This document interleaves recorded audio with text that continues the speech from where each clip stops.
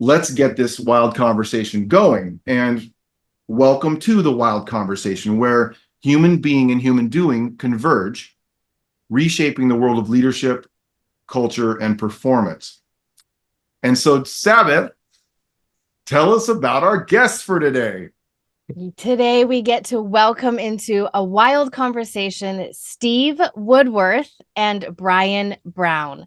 Steve brings a deep wealth of expertise in marketing, management, and organizational development and leadership. He was instrumental in pivoting World Vision's direct marketing and donor services through a decade of annual double-digit growth. And if you are donors to World Vision, you've seen the power of their donor services. And since joining Masterworks in 1992, Steve has been instrumental in establishing it as the premier marketing agency dedicated to aiding hundreds of organizations in achieving their mission. Steve also gives back in so many other ways. His influence is profound. And Bryan serves as the president of Masterworks. He's committed to accelerating the growth of his organization, bringing industry-leading technology across the business, and expanding the Masterworks vision for direct response marketing and fundraising. Bryan previously served at Masterworks as the VP of Experience Design and as COO.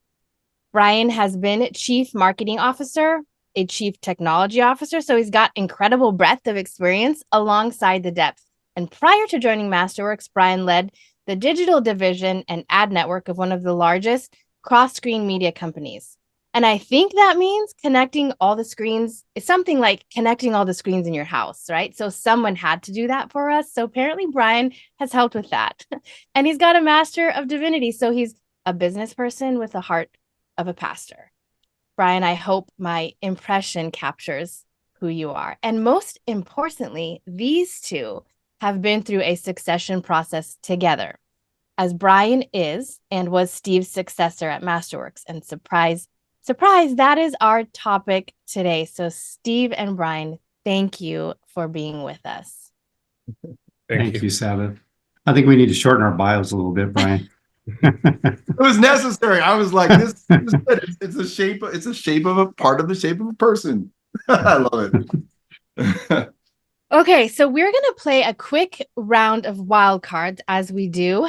And Steve and Bryan, don't overthink it. And we're just going to give our first response. What we have that we use with so many people across the world is a deck of wild cards. It's usually thick with 50 cards or so, but I pulled out 10.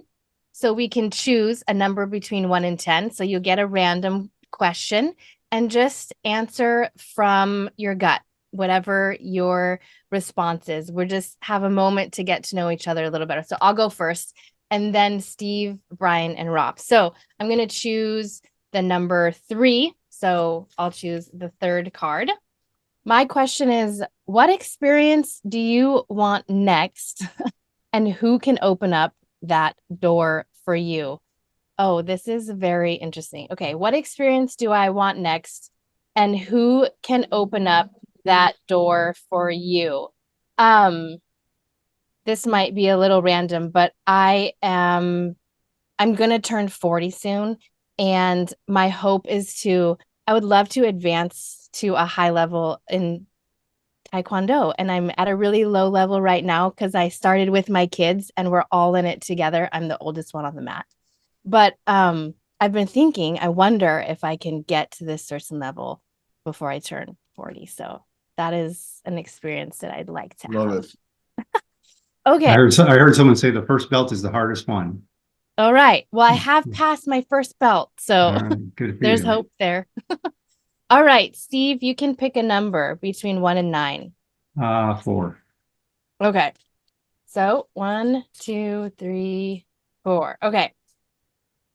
Are you open to editing yourself for the sake of others, even if it might hurt a little? I hope so. That's probably a better question for Bryan. Is Steve open to editing himself? But I've heard Rob talk about that, and I've heard other people quote you, Rob. The editing yourself being that you are willing to change and willing to see where your weaknesses intersect with other people and how you can try to overcome that. And I think I'm kind of a lifelong learner, so I have taken every test, every personality test and all that, and I have tried to do that throughout my life. But I guess it would be interesting to see if Bryan thinks that I edit myself. Yeah, I would say so. Edit the parts that should be edited. Yes. Thank you, Steve. Nice. That's great. Okay, Bryan, you pick a number between 1 and 8. Let's go 6, please. Okay. All right. Who in your life or work needs your encouragement today? That's a great question. I think that we as a family are in a really wonderful spot of transition in terms of there's always things in a family's dynamic that happen, especially as your children get older, new horizons, new opportunities they're exploring, which is super exciting for them. But I think there's also a very real dynamic with the parents who are also having to adapt to new realities. So today, with all of our children at various activities, my wife is exploring Bainbridge Island, and but it's that encouragement that as things do continue to change, you can approach things and find new rhythms that are reflective of the season of life that you're in. So I would give her that encouragement today, that while things might feel different, that difference is not necessarily a bad thing. Maybe it's pointing us to something new and better. That's what I would say. Thank you, Bryan. Yeah. All right, Rob. Okay. Pick a number between 1 and 7. 8. Okay. Oh, 7. Sorry, I went outside the rounds. That's horrible. 2. And I was just going to go to card 8, even though I don't have I was one. listening. Okay. Are you failing to delegate because you micromanage or Come because on. you think you can get it done faster yourself? I have a love-hate relationship with these cards that I helped author. Because I micromanage or because I think I can Are get you failing to Yeah. delegate because you micromanage or because you think you can get it done faster yourself? There's a whole story around delegation, as you know, Sabbath, in my life in the last year. That's a deep well of learning. And am I failing to delegate?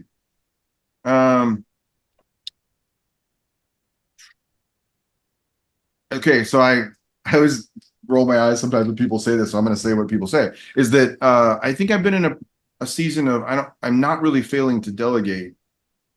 I think there's a deeper story around that, and so as you know, I've been in this area where I have delegated a lot, and my question has been where do I jump back in?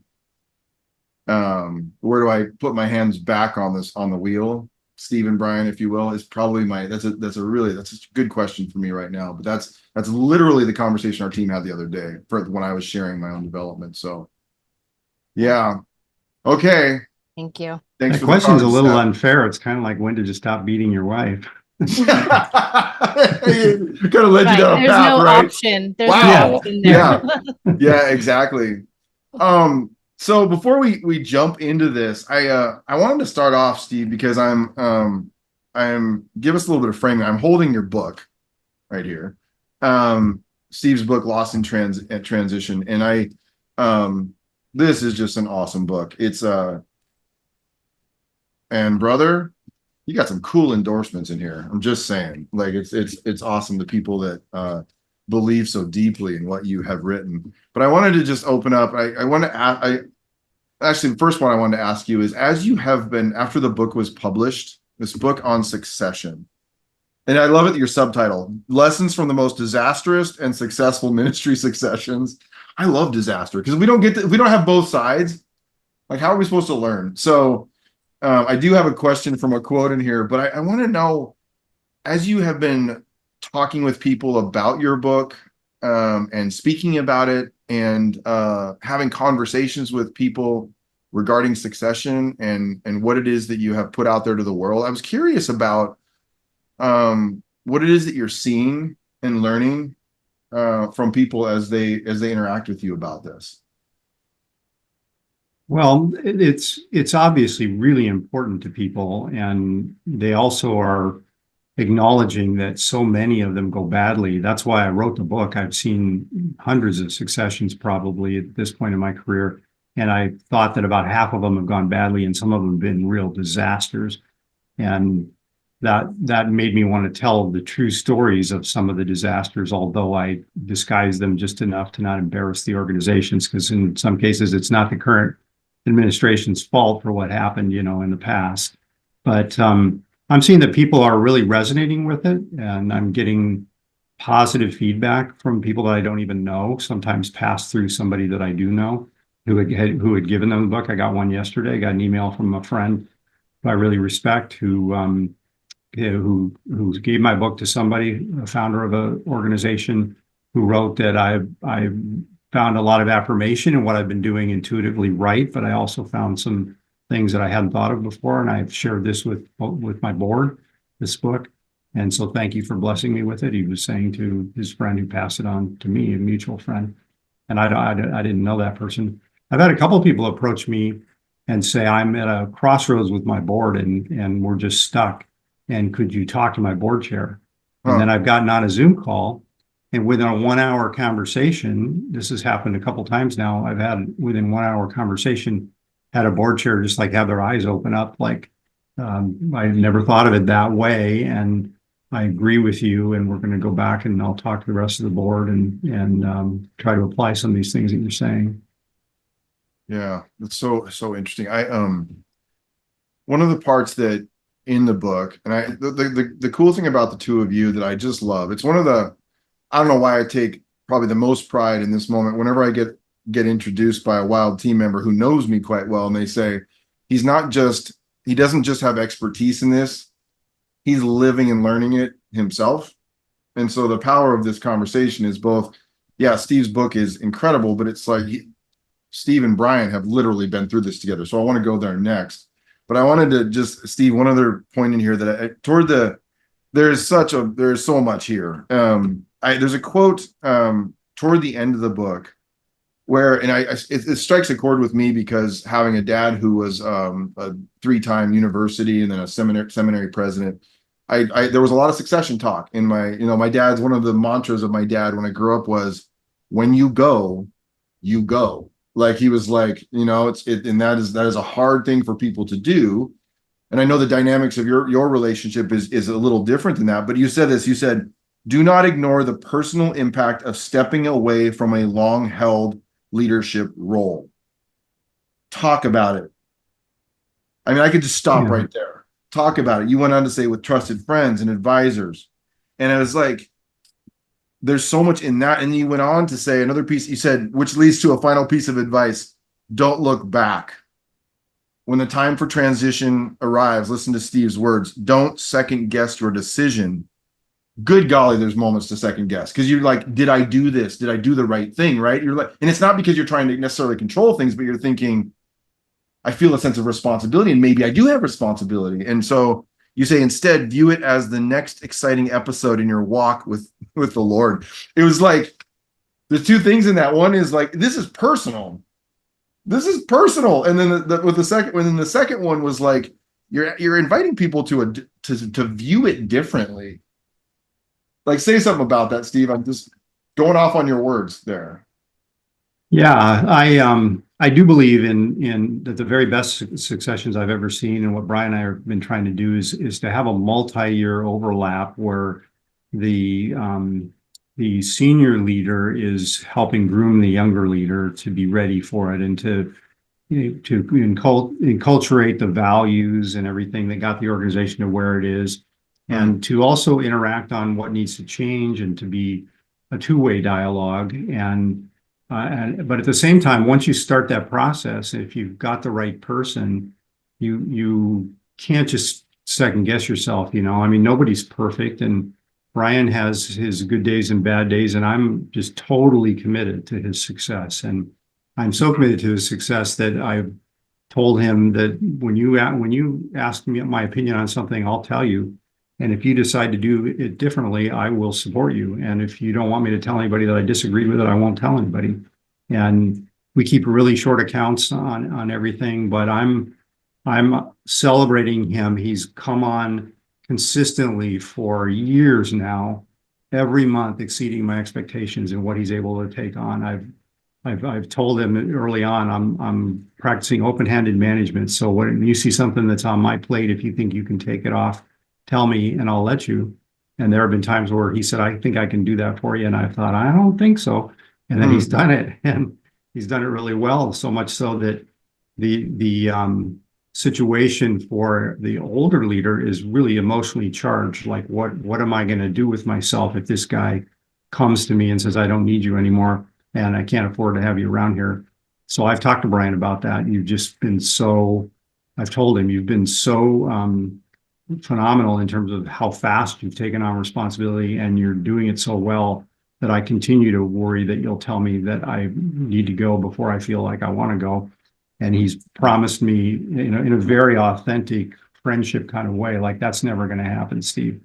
And so I do feel that I've got to celebrate his success, celebrate the fact that it's happening faster than I expected, and keep reminding myself it's exactly what I wanted, and it's exactly the right thing for the organization. And don't allow any data points that might seem to indicate that Bryan's not cutting it in some way or another cause me to have any doubts at all about Bryan, but just to go to him and help him in every way I can. Thank you, Steve. So, Bryan, I'm coming at you now. I just have so many questions. So, as you guys, maybe starting with you, Bryan, as we reflect on this, there's so much of the identity piece of, like, there's what we're feeling inside. There's all the pieces of that are so critical. For you, Bryan, as that successor, what was the most important part of that process of passing the baton, or the way you did that you would say was, or just, that doesn't have to be like you're like the most important, Rob, but like what was so critical in the way that this was done and important for you? Yeah, I think that there's a couple things. One, back to what we were talking about a moment ago, I think fear is the number one thing that can erode the success of a succession. And I think fear can easily creep in on all sides of a succession. Fear about change, fear about it being different, fear about roles and responsibilities, fears about value and identity, all those things. Fear is truly corrosive to a succession process, and it's so easy and natural for it to creep in. But in terms of how we've approached it, that I think has been really successful, the first thing we did is make the choice. And I think that a lot of times, I've talked to Steve about this, and I think oftentimes successions are a lot of navel gazing and contemplation and avoiding the most difficult part, which is simply to choose that we're going to do this and to make that decision. It's like you were referring to, once you've decided, you have to set your direction and go that way.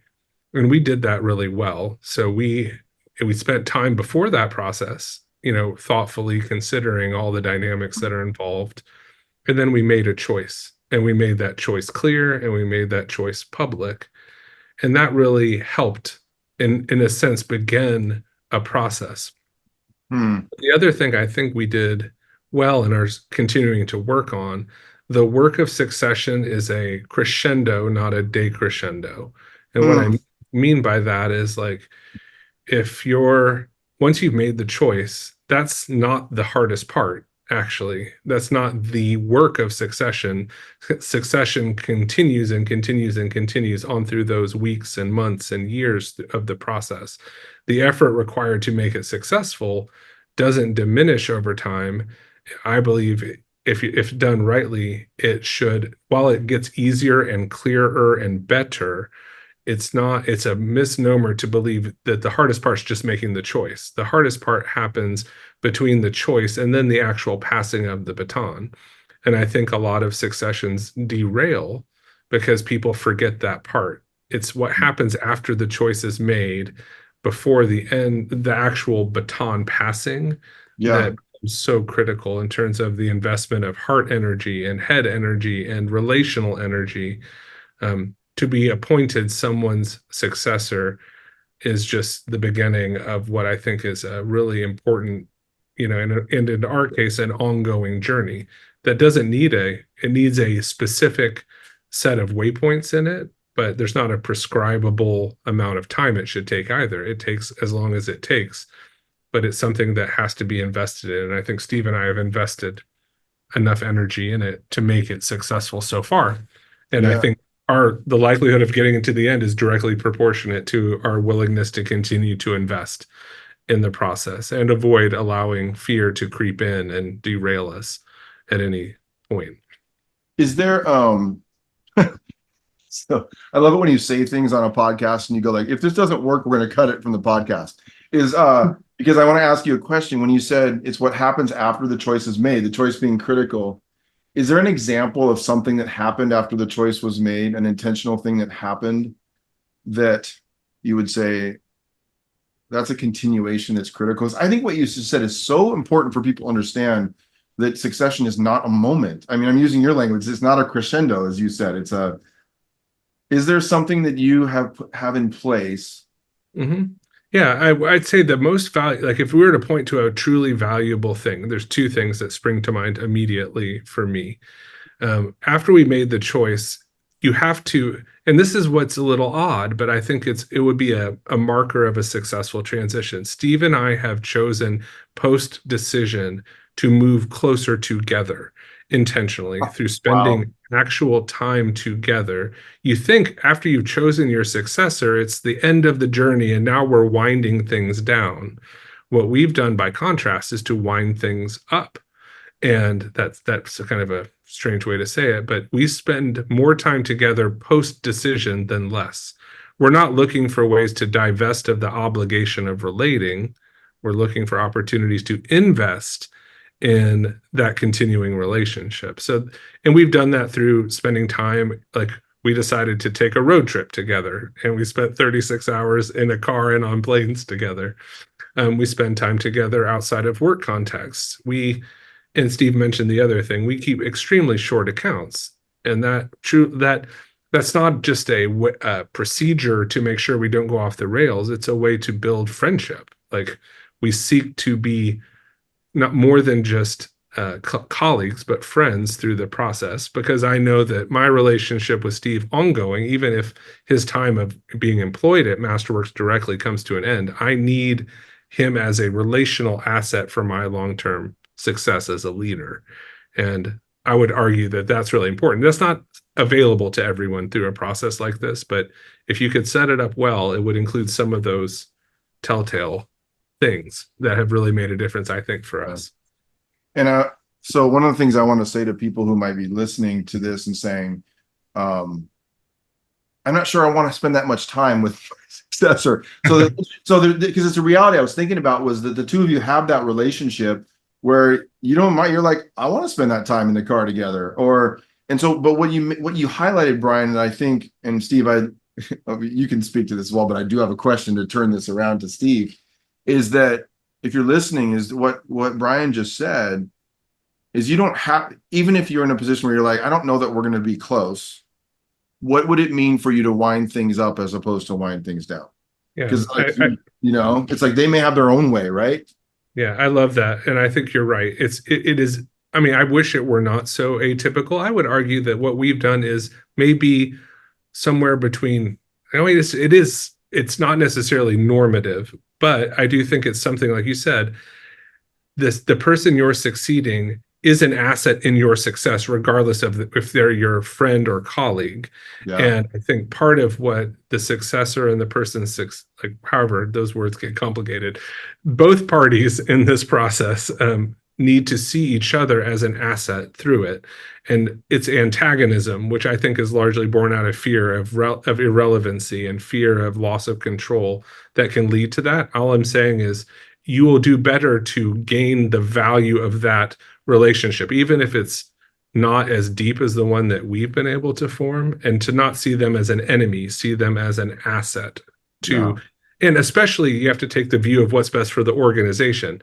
They are an asset regardless to unless it's a a situation that's negative, that's a different podcast probably. But if you're in a situation where you're going through a healthy succession, not under the cloud of controversy, the person you're succeeding is an asset to your success. And if at a base level you can understand that, then that changes your attitude towards him or her through the process, I think.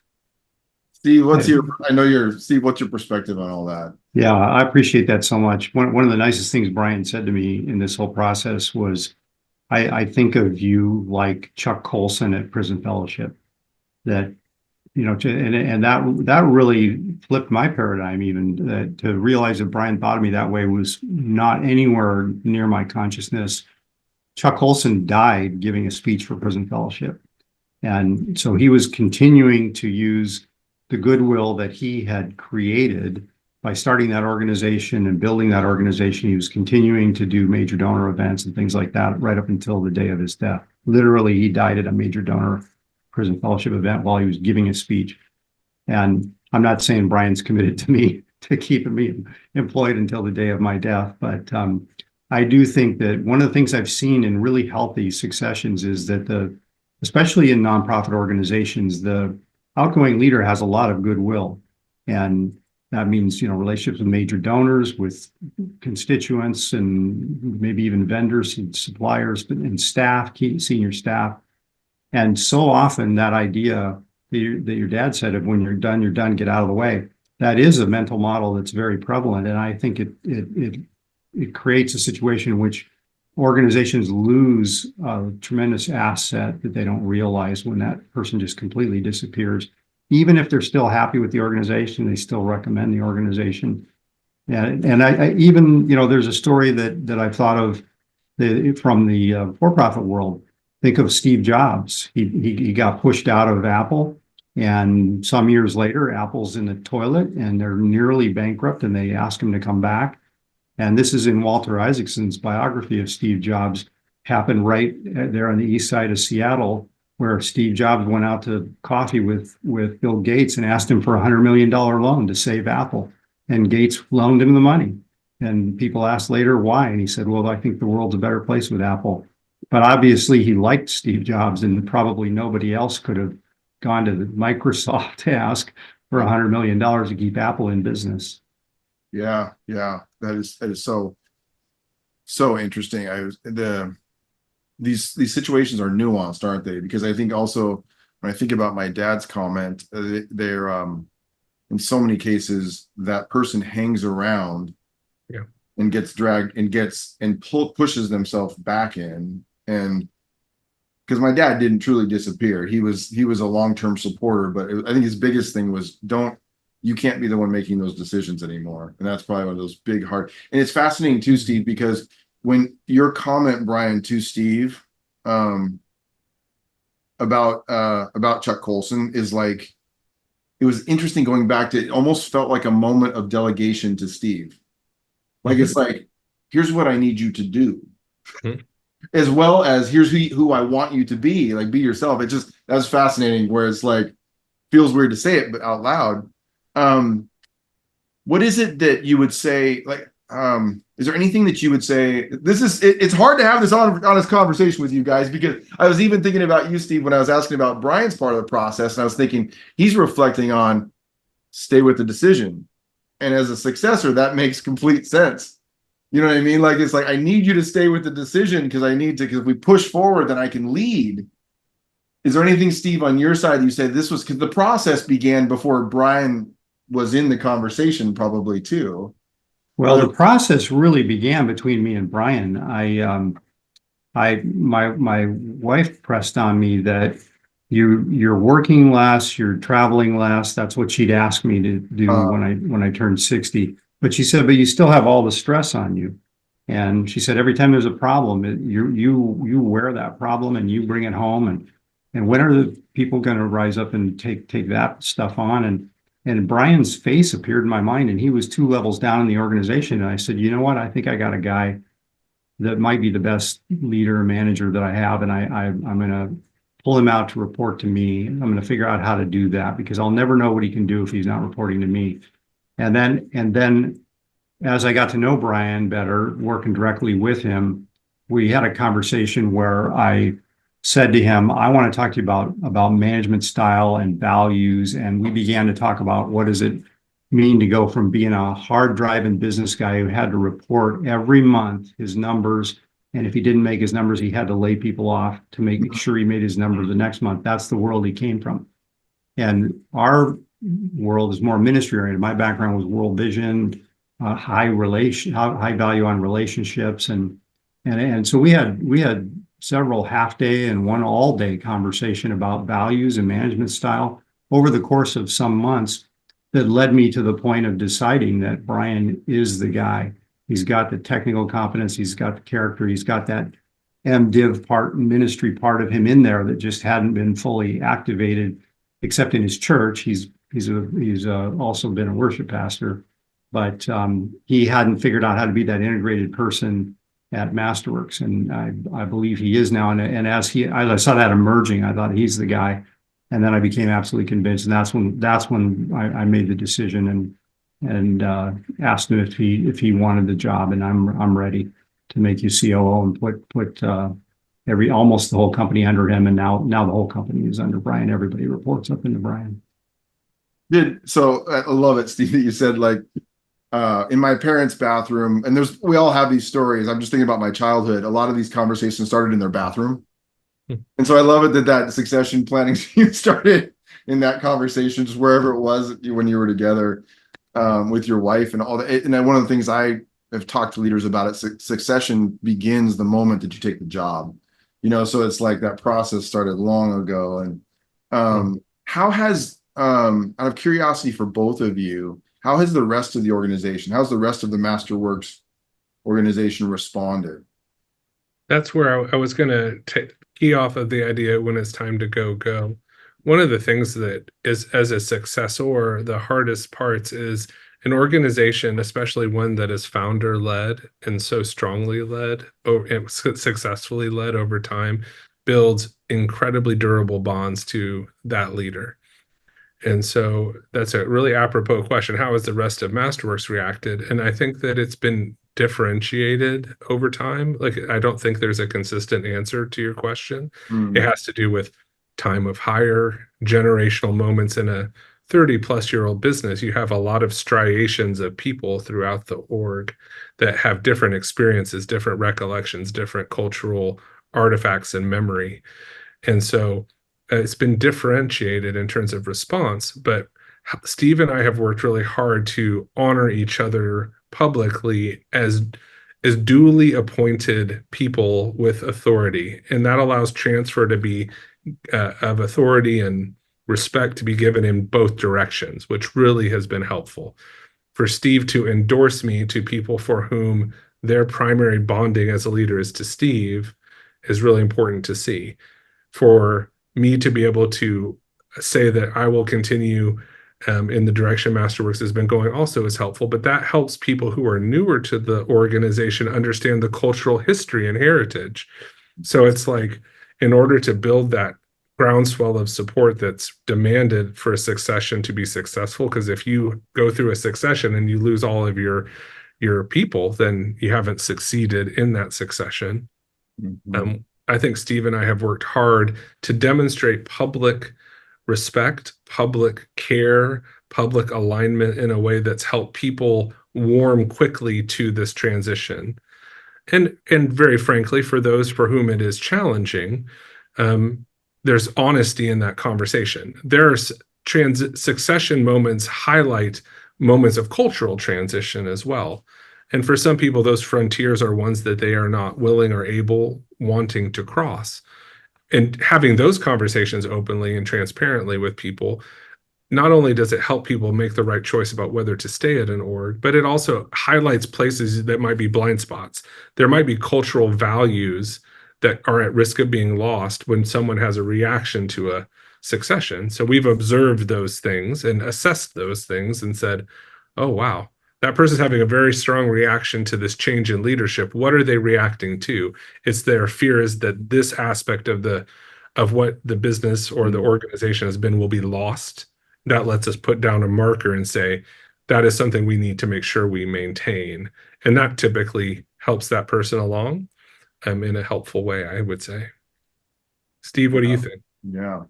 Yeah, I think there was a critical moment there where we had a meeting of our senior executive team, and we mapped out what is, if we were to consider Bryan for being the successor, what does he need to learn? What does he need to do? What experiences does he need? And we listed all those up on the board, and we decided then that, I think we even rated him against those criteria and to figure out the areas that we needed to focus on. And then we had a facilitator to help us through this process. And he went around the room then and said, I'd like each of you individually to say, do you think Bryan is the right person? And if so, are you committed to helping him fill in these gaps? And every single person, one by one, said yes. And so we had total buy-in of our senior executive team by then. Of course, Bryan and I had been working on it for, I don't know what, a year at least, behind the scenes to make sure we were coming together, and we were both sure.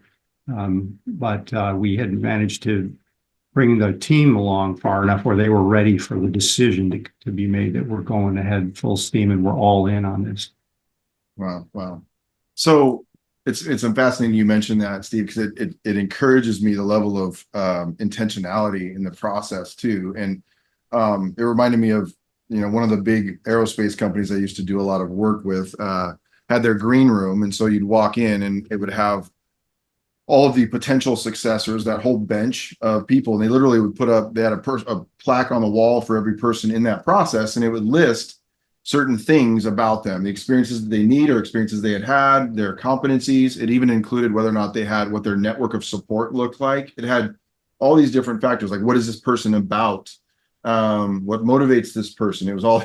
And so I'm to just take this conversation sort of one step deeper into some of the work that WiLD has been doing. And I want to hear your reflection on is that in many ways, so what we discovered over the years, of doing, I started off as a whole leader development person. That's what I was, I was deeply educated into that, what it means, what the research says about developing leader capacity, and that there's a very comprehensive and a whole picture of what that means, which, by the way, is most clearly shown in very good succession processes, because investing in that person means getting into those different layers of who they are and what they've experienced in order to see whether they're prepared and how we can prepare them better. So I'm that person. But what we realized is as people started to understand those things about themselves and share it with each other in teams, which is a lot of the work that WiLD Leaders has been doing, that one of the most fundamental things that was changing was trust. So as people were understanding the experiences they needed next, which is one of the tools in our platform, or their competencies, or the calling and purpose on their life, or the way that their network of support was either there or not, or understanding their own motivations and how they were investing. Because one of the other things on that aerospace wall was, who are the leaders who have come up because of that person? You know what I mean? Is this person a developer of leader capacity? So we saw that trust, when people began to just, because we were doing succession work, right, in a more systematic kind of way with those pathways. But what we found is as people were understanding these things about themselves, sharing it with their teams, they were starting to trust each other. And so trust was playing this huge role in the processes that they knew they had to dial in. And it's continuous. Succession has been a big area of work for us, because most organizations get to a level of scale and they're like, we have to not only prepare our next president, we've got to prepare our entire bench. You know what I mean? Because succession's happening all across the business. I'm not saying anything you guys don't know, but for our people who are listening in who just are thinking about what this means. And I think of it like a will. Like my wife and I just recompleted our will. And when I wrote about it in my book, I wrote one chapter, Steve. I was like, I called the chapter on succession, Who Will Lead Next? And so that, that process of a will, and I always think about that, like the word trust comes up constantly with an attorney. Like, this is a trust. What kind of a trust do you want? Like, and I think about the word trust, and I think of a promise, an intent. Our ability to see our two sons as entrusted with whatever we build. And so that's my long-winded way of asking you, because I'm curious about this. Like, what does trust have to do with succession?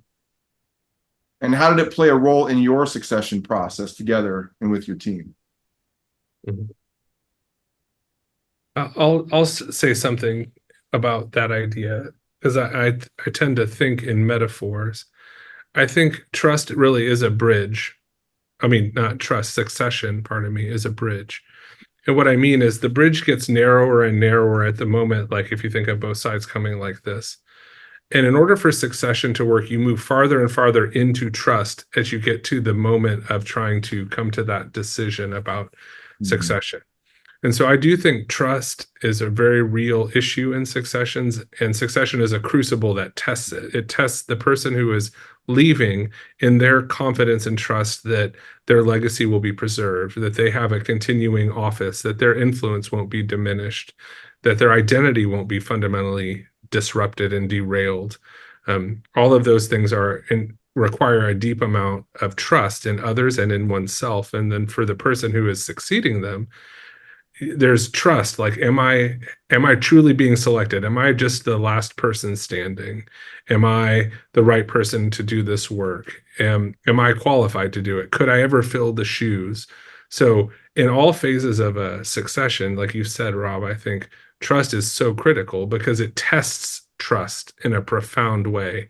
And if you have not built up a storehouse, an asset base of trust in relationship with the two people and within an organization, it is a moment in an organization's history, in my view, where things can get exposed really easily. So almost as you're heading into a succession, that is the right time to invest energy in organizational health, so that in that moment of testing, the organization can be found ready to do this thing that requires everyone to trust each other in a really profound way, and for the leaders to trust themselves. So that's my thought on the way it connects. Amazing. Is trust is the capital upon which a successful succession occurs. It's what it drafts upon. That is so good, Bryan. Yeah, I think you have to keep working on it too. You know, I can't tell you how many times, I mean, I've lost track, but dozens and dozens of times over the last couple of years, Bryan or I will call the other one and say, was it okay that I said that in that meeting? You know, because we'll start to have doubts, like, you know, maybe he took that wrong. I better make sure. And 95% of those have been like, hey, it's fine, dude. You know, don't worry about it. Like, that's been the reaction either direction. And that might be a bit of practical advice, which would simply be that trust can be built through macro and micro transactions. So trust gets built over long periods of time. But what Steve just described is a micro trust transaction, where it's that, hey, did I just step on your toes? That builds trust. Now, it builds trust 0.1%, but if you practice that on a routine basis over the course of a year, that has the power of really establishing a reservoir of trust, and that's helpful.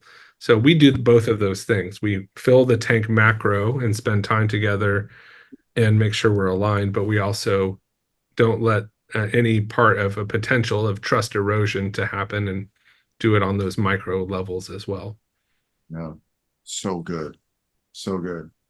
Okay, so Steve, we didn't touch on this today, and I would love, if you'd be willing, I'd love to have another conversation about boards related to succession. Is there, just give us one insight into the importance of boards related to succession, and then I think you and I need to have a deeper conversation. Well, in nonprofits, which is what I mainly focused on, although I think it's true in churches too, which I focused on a little bit with pastors, the boards are the ones that mess up the succession more than anybody else, either by not knowing what they don't know, so they don't have enough information to pick the right CEO, or they disrespect the older outgoing CEO in a way that causes them to just want to take their ball and go home. So yeah, there's a whole conversation we could have about that, Rob, and I'd be happy to do it. Yeah, it'd be amazing. So critical. Okay, so Steve and Bryan, I'd love to know, how can people reach you who are listening right now? And Bryan, both of you, we have a deep love for Masterworks, because we know over the years, many friends. There's just it's an incredible network, and to be in this with you in different ways, but in different lanes of our work. And so, Bryan, if folks are wanting to reach out to Masterworks, how do they find you most easily? The best way is on the web. Our website address is masterworks.agency. And that is a place you can find out information about what we do as a business. If you like to reach out to me personally, feel free to reach out on LinkedIn. I'd love to continue the conversation. Yeah. And that's amazing. And Steve, if there's, I know folks are reaching out to you, but people are going to resonate with this. And if they want to understand how to get in touch with you, how to bring your influence into their organization, or to talk with their board, or to get copies of your book, where do they go? Well, the book's available on Amazon. And they can get in touch with me through LinkedIn, or through my email. Is just S as in Steve Woodworth at masterworks.agency. Yeah, amazing. Thank you, guys. All right, Sab. Yeah, we have one last question, Steve and Bryan, that I'm going to ask you. One last wild question that we love to close this conversation with. So I will go with you first, Bryan. Are you in a season of accepting yourself or changing yourself? I'm in a season of changing myself. Good. Thank you. Steve, are you in a season of accepting yourself or changing yourself? Definitely changing myself. This whole topic of succession is one of major change for Bryan and me. Yeah. Well, thanks, you guys. Your friendship is a huge gift, and your encouragement to WiLD leaders in our community and our shared ecosystem of influence is amazing. So I'm just so grateful for this. So thanks, you guys. Thanks, Sabbath. It's been a pleasure. Thank you. Yeah, it's an honor and a pleasure. Thank you, Rob. Thank you for listening to this WiLD Conversation podcast. Building trust in your business starts with being able to measure it so that you can create a pathway for change. Our WiLD Trust Index measures the drivers of trust at the personal, team, and organizational level. Visit wildleaders.org/wild-trust-index to download a sample report and begin measuring trust. Seize your WiLD moment today.